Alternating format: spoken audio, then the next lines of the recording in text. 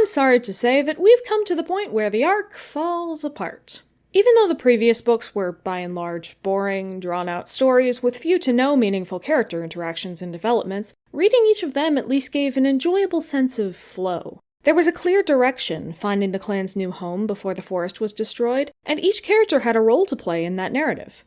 But the pre-planned part of the arc is now over. The clans have reached their new home, and story still needs to be told. So here we will face the books with the most fluff, strange writing choices, and character choices that can be baffling, maddening, or anger-inducing. I am not looking forward to this. But let's do it anyway. Starlight came out on April 4th of 2006, a little more than 3 months after Dawn. After our only Kate Carey book in the arc, this one returns to form once more and being written by Cherith Baldry. One thing I've been remiss in pointing out directly is just how much more Kate uses dialogue in comparison to Cherith. Over the first 2 arcs, their line counts remained relatively steady across each book they wrote individually. However, on average, Kate had 300 more lines of dialogue than Cherith did. And in works where there are usually somewhere around 1,500 lines, that is a very significant difference.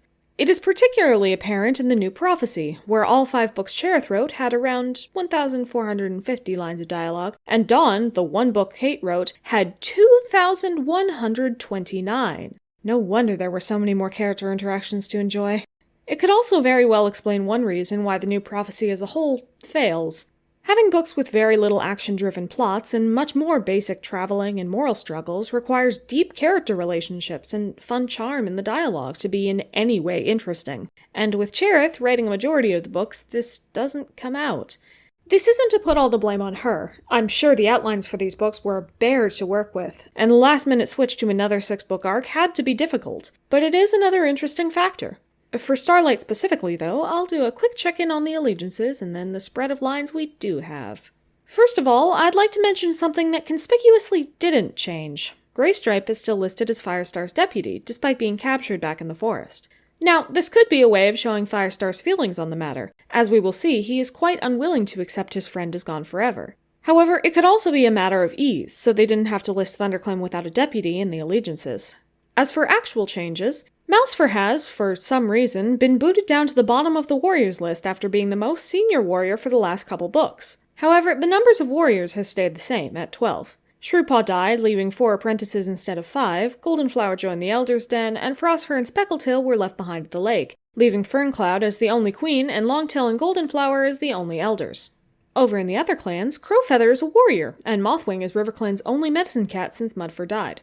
There are also 3 new cats listed in the Outside the Clans section that we have never seen before: Smokey, Daisy, and Floss.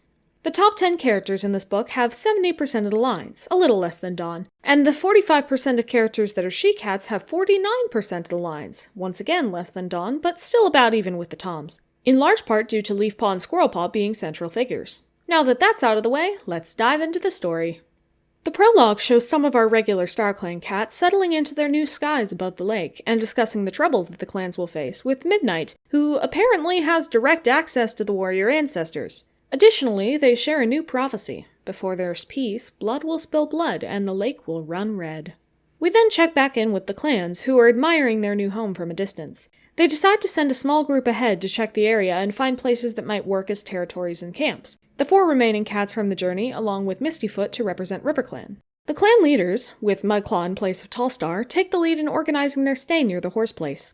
There seems to be some tension over Mudclaw taking Tallstar's place so easily, but this is quickly brushed past as it's time for Squirrelpaw to receive her new name, Squirrelflight.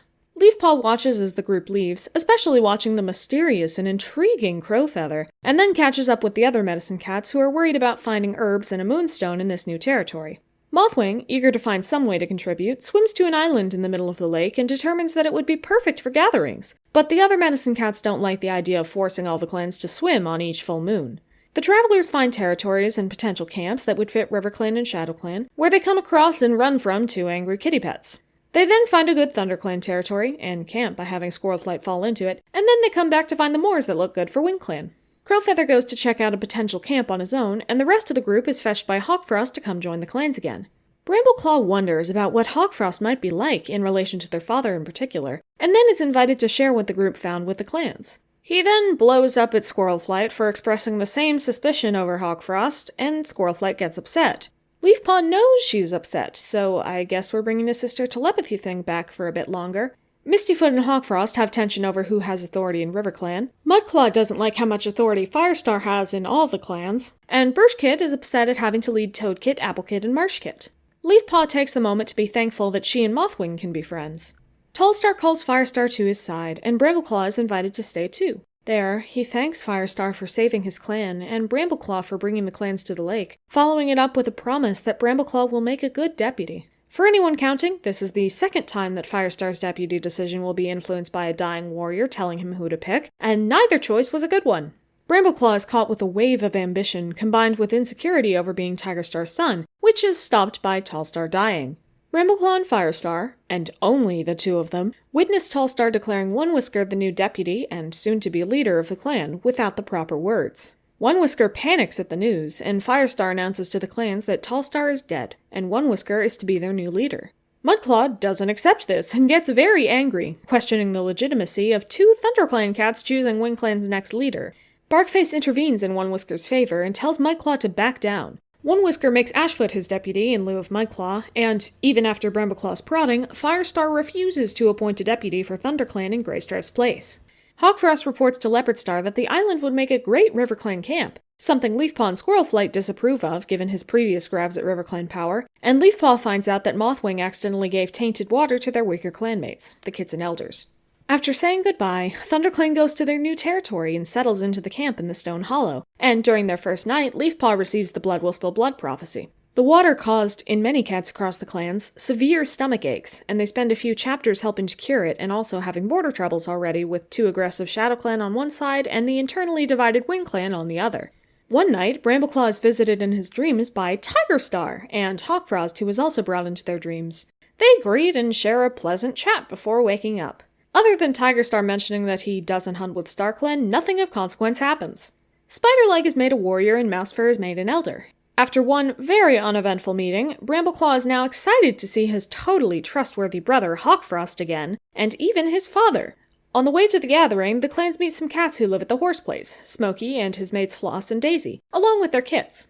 Hawkfrost encourages Brambleclaw to be deputy, calling it practically inevitable considering he is the best choice, and Squirrelflight once again gets upset that he is getting close to his suspicious, ambitious half-brother. The clans discuss borders, with One Whisker showing perhaps a little too much gratitude to ThunderClan for helping them with their stomach aches, and then two foxes try to attack them and they decide to go home. And while talking to her, Leafpaw finds out that Mothwing doesn't believe in StarClan, something Leafpaw is very distraught to hear. In better news, Leafpaw has clearly noticed Sorreltail and Brackenfur's affection for each other in a way that we as an audience clearly had not yet, and Spottedleaf visits Leafpaw's dreams to vaguely lead her to the new Moonstone. Sorreltail, great friend that she is, decides to come with Leafpaw as she runs off into an unknown direction in the middle of the night. Leafpaw has led up a trail to a particular pool of water, which she decides to sleep in, and of course she is welcomed by StarClan at their new connection point, the Moon Pool. After more fluff, Leafpaw and Crowfeather have their first conversation, where they discuss Feathertail's message to him that he should move on, and he flat out denies her and runs away. The Medicine Cats go together to their first gathering at the Moon Pool. Leafpaw takes a moment to be upset about Mothwing not believing in StarClan, and then she is made a full Medicine Cat, Leafpool, in honor of the Moon Pool she found. Back at camp, Mistyfoot reports that she's found evidence of Hawkfrost and Mudclaw colluding, and she believes they are working together to start a coup in WindClan before One Whisker can get his 9 lives, now that the Moon Pool is available. Firestar then sends patrols out to stop that. Brambleclaw is one of the cats fighting to stop that, and he finds out that some unnamed ShadowClan cats are on Mudclaw's side as well. In the middle of the battle, 2 of the unnamed ShadowClan warriors fall into ThunderClan camp and die. And Leafpool falls off a cliff, but gets to dangle for a minute while Crowfeather considers whether or not to help her, on the assumption that saving her life is an instant expression of romantic love and would force him to let go of Feathertail. He does eventually choose to save her and confesses his intense feelings, but they don't set up a true relationship since they aren't allowed to be mates. While all that is happening, Brambleclaw is still locked in fearsome battle with Mudclaw, and in the middle of it decides that his half-brother betrayed whatever trust they had. But immediately forgives him when Hawkfrost also attacks Mudclaw and says that Mudclaw's claims to the attack being Hawkfrost's idea are lies. Then a tree falls, killing Mudclaw and giving them a route to the island for gatherings. Hawkfrost apologizes for helping to lead a coup, and 1 star goes to get his 9 lives. Let's get the obvious out right away. This book, mostly, tells the story of the WindClan power struggle after Tallstar dies and abruptly appoints One Whisker as the next leader. Or at least, that is the thing most definable as a core plot point. This arc has had point-of-view characters from a couple different clans and many different cats at this point. One of the richest characters in the main cast, Crowfeather, is a member of, and now the only main character in, WindClan, along with having some pretty heavy emotional baggage to get through from seeing Feathertail, the only cat he opened up to, die. There is nothing at all stopping them from making him one of the points of view to see his clan's story from. But instead, we revert back to Midnight status quo by making Brambleclaw and Leafpaw the point of view characters, and Crowfeather only gets 70 lines across the whole book. Leafpaw at least gets to discover the moon pool, save some elders from a sickness Mothwing accidentally induced, and develop some sort of relationship with Crowfeather. But Brambleclaw has no need to be such a central figure in this book, which leads to very awkward views of the main conflict, and also the start of some side conflicts that will take up the bulk of the latter half of this arc, and which create the most problems for the story. So why wasn't Crowfeather a point-of-view character in this book? Well, having multiple point-of-view characters was still relatively new for the series, and to this point, Stormfur and Moonrise was the only point of view we had from a non-ThunderClan cat. Even in his case, he was still viewing the traveling group through the mountains, and not showing us what his clan was like back in the forest. As we have come to learn in the past couple decades, Warriors as a series usually makes the safe choices, even if they aren't the best ones. This is particularly true when they don't have much of a solid plan, as is the case in the second half of the New Prophecy. Showing us the new WindClan culture in a new territory with a new kind of plot and an all-new cast of characters might have been too big a leap for them. I, of course, can't confirm the exact reasons the choices were made for these books, but that would be my best guess. Regardless of the reason, the protagonist we were left with is not the greatest, at the very least. With Squirrelflight becoming a warrior in this book, the rifts between her and Brambleclaw that were already showing themselves in prior books become far more maddening. Brambleclaw takes every opportunity to argue against whatever she says, even and especially when she is right, or saying something that he himself thought not 30 seconds prior. For example, after one of his first interactions with Hawkfrost, Brambleclaw thinks to himself that Hawkfrost is very presumptuous to assume that they could have any kinship just because they share a father, and decides to keep the suspicious Tom at arm's length. He then hears the same things from Squirrelflight and immediately jumps into defending Hawkfrost and saying that he has a bond with the Tom he only just talked to that is as strong as Squirrelflight's to Leafpaw. And this is just one of the many, many irrational and inflammatory actions he takes. If you'd like a full breakdown, Moonkitty has, of course, made an extremely in-depth video about this topic specifically, and on a wider scale that is able to cover the supremely harmful message Brambleclaw has taken across all his appearances. I will link that below, but it is safe to say that Starlight's initial portrayal of this is frustrating to no end. While we're on the subject of Brambleclaw, his behavior towards Squirrelflight is just one issue. This book also begins his selectively stupid trait, where he will forget all his senses whenever he needs to make a wrong choice. This is most apparent whenever he's dealing with Hawkfrost and Tigerstar. In past books, and even at the beginning of this book, he has recognized how suspicious and harmfully ambitious Hawkfrost is from afar, and he has often bemoaned what it would be like to be judged for being Tigerstar's son, something that, for the record, no cat has actually done in this arc. Maybe it's holdover from his time as a kid and apprentice where cats did look at him weird, but back then he was also miraculously mature and decided to prove them wrong rather than endlessly worrying about their thoughts on him. Now though, even with all this extra paranoia and awareness of how awful Tigerstar is and Hawkfrost could be, he, at various times through this book, just drops all his intellect and decides to trust them.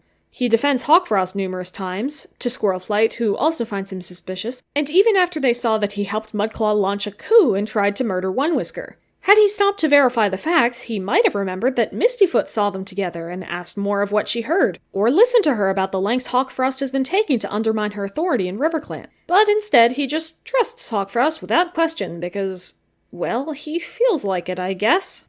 And he does cite Brotherhood a couple times as though not the reason he trusts Hawkfrost, but he didn't extend this level of trust and friendship to Mothwing, or even to Tawnypelt, so it's obviously something else.